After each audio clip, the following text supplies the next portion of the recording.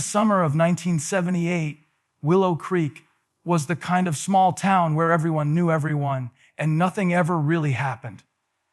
But that summer, 17-year-old Lori Whitman vanished without a trace. She had finished her shift at the local diner late at night, waved goodbye to her coworkers, and walked down the familiar streets she had known since childhood. By morning, she was gone. The police searched the town, the nearby woods, and even the old railway tracks. But there was no sign of her. No footprints, no car, no evidence at all. It was as if she had simply been erased from existence.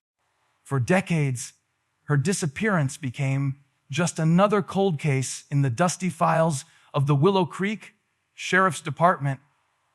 Locals whispered about strange sightings, shadows in the trees, and a few people claimed they heard someone calling Lori's name near the old mill. But nothing concrete ever surfaced. Every lead eventually went cold, and the mystery of Lori Whitman became woven into the town's folklore, a cautionary tale parents told their kids at night. Then, almost 50 years later, the past literally rose from the ground. Construction crews working to widen Highway 14 stumbled upon something unusual. A rusted metal hatch partially buried beneath layers of soil. At first, it looked like an old utility vault, the kind used decades ago for water and gas lines. But as workers cleared the dirt, the size, shape, and location of the vault raised alarm. The sheriff was called immediately, and the town buzzed with nervous excitement and fear. It wasn't just a random old vault.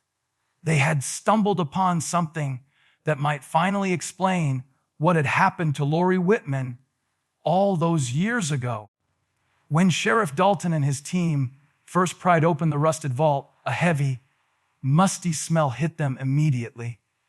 The air inside was stale, carrying decades of confinement, and the dim beam of their flashlights barely reached the far corners of the small underground chamber. Amid the darkness, scattered across the cold concrete floor, were objects that immediately made the sheriff's stomach twist: old lanterns, a rusted metal lunchbox, and what appeared to be a worn denim jacket. As soon as Dalton recognized the jacket, his hands trembled. It matched the description of the one Lori Whitman had been wearing the night she vanished. Her personal item, perfectly preserved, but frozen in time. The discovery of these belongings sent shockwaves through the town. For nearly 50 years, no trace of Lori had ever surfaced. And yet, here were her clothes, carefully placed as if someone or something had intentionally left them behind.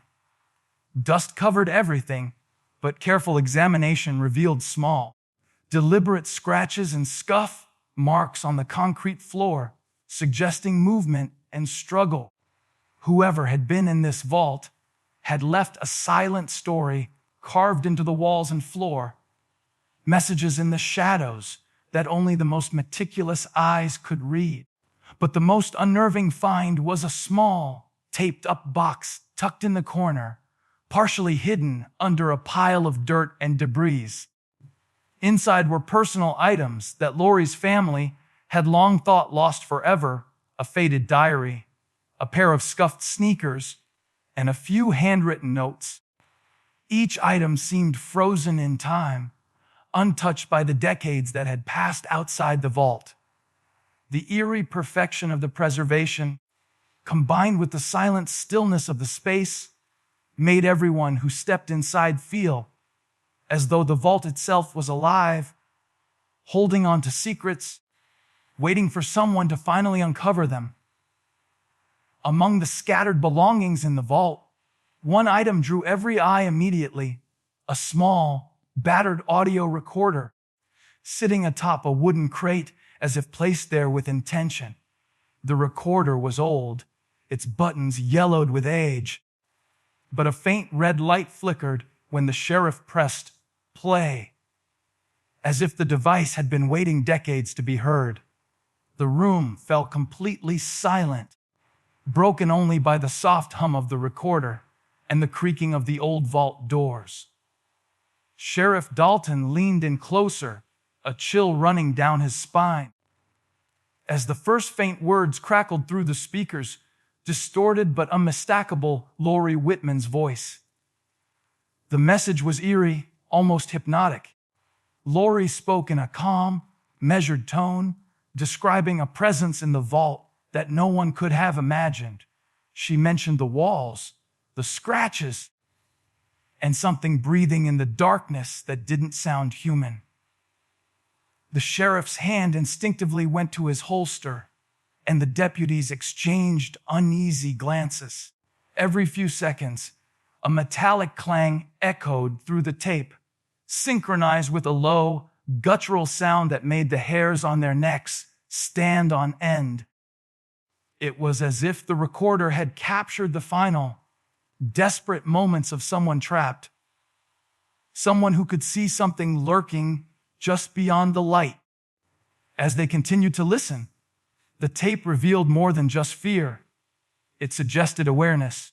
Lori seemed to be trying to communicate a warning to whoever might one day find her, describing narrow passages and shadows that moved on their own. She spoke of whispers that echoed through the tunnels, guiding and terrifying at the same time. Even the most seasoned investigators in the room could feel the tension, a cold, invisible presence pressing down on them as if the vault itself were alive, listening. Each word on the tape made it painfully clear that this was no ordinary cold case. The vault held not just a missing girl's belongings, but a story that refused to stay buried. Once the initial shock of finding Lori Whitman's belongings and the audio recorder had settled, Sheriff Dalton ordered a thorough excavation of the vault and the surrounding area. As workers removed layers of soil and concrete, they discovered something entirely unexpected: a narrow tunnel leading deeper underground. The walls of the tunnel were uneven, carved by hand long before modern machinery existed, and strange symbols etched into the stone caught the flashlight's beams, glowing faintly in the dust. It wasn't just a vault. It was the entrance to an entire subterranean labyrinth, a hidden world beneath Willow Creek that had lain forgotten for decades. The deeper they ventured, the more unnerving the discoveries became. The tunnels twisted and turned at unnatural angles, some sections so tight that even one person had to crawl. Old wooden supports creaked underfoot, and in some corners, small skeletonized remains of animals were found, hinting at something that had lived or been trapped down there for years. Sheriff Dalton's team began mapping the tunnels, but every step felt like walking further into a puzzle designed to keep intruders out.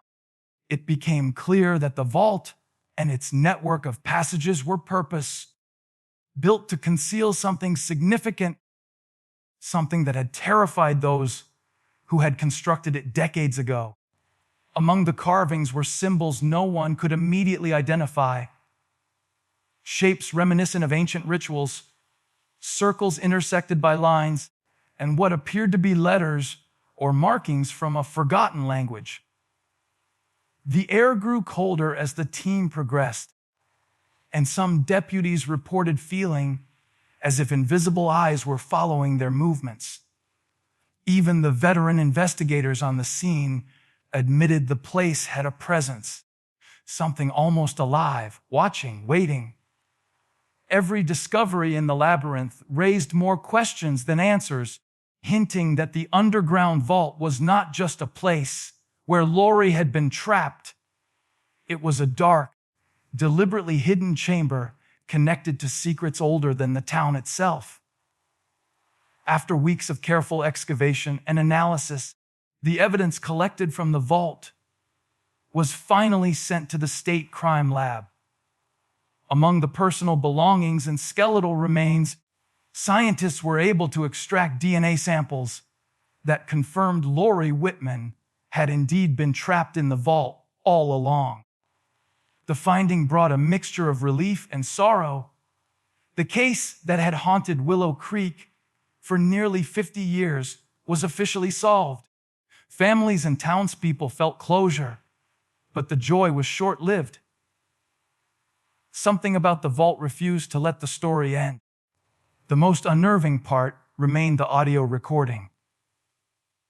Despite Lori's DNA confirming her death decades ago, the tape had captured sounds that could not be explained. Heavy breathing, faint footsteps, and metallic clangs continued in the recording long after Lori's voice had stopped speaking.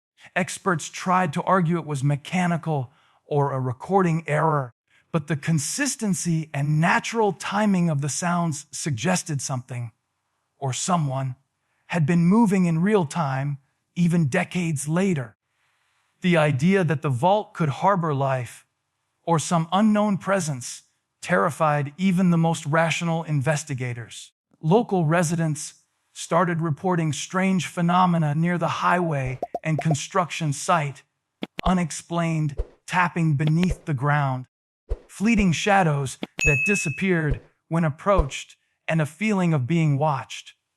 Even with the cold case closed and DNA results in hand, the vault's mysteries were far from over.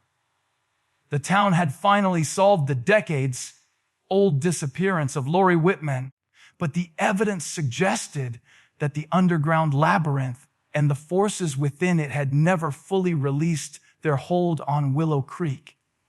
And so, while Willow Creek finally laid Lori Whitman to rest in the records, the vault beneath Highway 14 keeps its secrets buried, or so they hope. Locals still whisper that on quiet nights, faint scratching echoes from the ground, and some claim the air feels colder near the old construction site. Authorities have sealed the area, yet no barrier can stop curiosity or the unknown, because the truth is, the vault revealed only part of the story. Lori's fate may be known, but the presence that lingered in the darkness, the breathing, the shadows, the unseen watcher, remains unanswered, and perhaps it always will. So if you ever drive through Willow Creek after sunset, keep your eyes on the road, but listen closely too. Some things, once awakened, never truly sleep. If you liked this video, don't forget to hit that like button, share it with your friends, and drop your thoughts in the comments below. Most importantly, subscribe and hit the bell icon so the next secret finds you first.